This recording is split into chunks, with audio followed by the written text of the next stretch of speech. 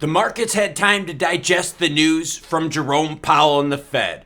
So today we're going to talk about what that quarter point hit and now even more coming means for the crypto markets. We'll start it off with the heat map and then we'll talk XRP Xlm specific price action and can the market move with the news that happened yesterday. Bitcoin sitting at 29,107, ETH 1901, XRP 4609 with XLM sitting at 9.3. Bitcoin and ETH being the big movers right now, up almost 3% each. All right. As always, any article you see in this video will be linked in the description below. So anything you see in here, you will find in there. All right. So we watched the Fed and we even talked about it. All right. Here's the press release. It says, in order to support these goals, the committee decided to raise the target range for the federal funds rate to 5 to 5.25%. All right, this is why, because they want 2%. Jerome Powell said time and time and time again, we want 2%. We want 2%. We want 2%. To the point where even Jerome Powell was like, you know what? Even 3 doesn't cut it. We're going to keep driving it down to 2. Now, the market was looking for a dovish tone with Jerome Powell. The market was sitting there going, you know what? We want to hear you say, we're going to take a pause and see what the data looks like in June. Girlfriend. He said just the opposite. He said, you know what? We are committed to bringing it down and down as fast as possible. The reason why Jerome Powell wants to bring it down because he does not want us to deal with what the UK and Europe is dealing with right now, which is inflation way worse than the United States and a way more delayed effect time-wise, which caught more people off guard.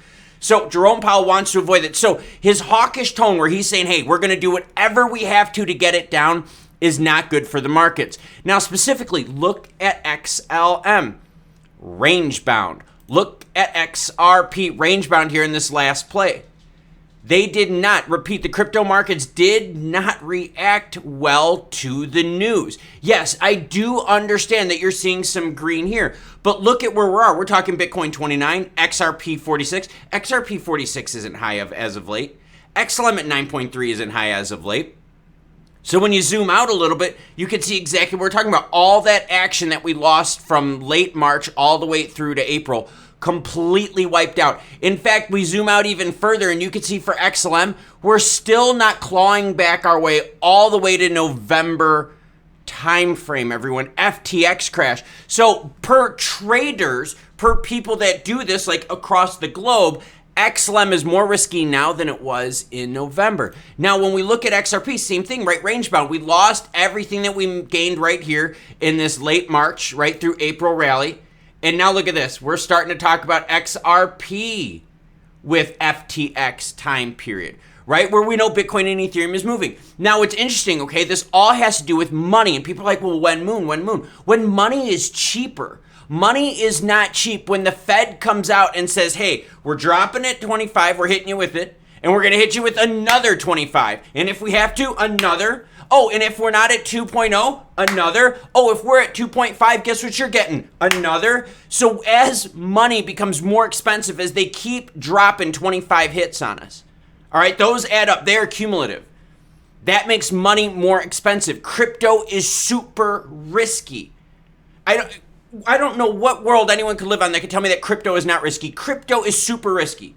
You don't have clarity into the companies like you do with the SEC because people are like, hey, Klaus, is Michael Saylor selling his Bitcoin? You know what's awesome? He has to report that to the SEC. So we'll know. In fact, here's their P&Ls. I can tell you exactly how much profit they made, what their expenses are. You can see exactly what people get paid. It's very easy to look this kind of stuff up. What stocks themselves they're selling. Crypto, you don't have that. It's very opaque. It's very risky. So what isn't opaque? What isn't risky? Gold. Look at the move gold made. Here you go. Last 3 days, gold moved pre-news of the Fed dropping because they're like, hey, we know the Fed's going to drop it. That tells me the gold traders knew that Jerome Powell was going to be hawkish. That's why I've been following the gold market. Now watch what happens when I zoom out on gold. Boom, look at this, just moving on up. What happens when I zoom out on XLM? You could see. Still on that downtrend overall. Same thing with XRP on that downtrend overall. It's too risky. It's too risky and it's too expensive. So when the Fed stops dropping these things on us and starts saying, hey, you know what? We're going to lower rates 25. We're going to lower rates 50. When you start seeing money become cheaper, when you start seeing more clarity, when you start seeing less FUD regarding XRP, it's nuts. I did a story yesterday talking about this secret XRP Ripple Labs meeting with the SEC, and people are like, these are just hopeless pump attempts from people. The FUD, the manipulation is crazy. So you hit the subscribe button so you follow a news channel like this that cites their sources down below. Not fake articles, not fudged up crap. So the market is moving to safer haven assets. Now, yes, crypto seems to be safer than banks right now, which is really weird, as PacWest is in some trouble. But what I want everyone to see here is that money is becoming more expensive. Business loans to develop, to expand your business is becoming more expensive, right? Loans for growth are more expensive. So if loans for growth are more expensive and the standards to get them are tighter, that means there's not as much growth happening. If there's not as much growth happening, wages will start coming down. Things will really start slowing down.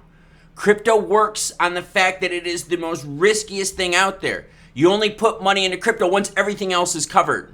That's how it works in a general standard with money flow. It's like using your credit card to buy lotto tickets. Guess what? You can't do that. You got to use cash.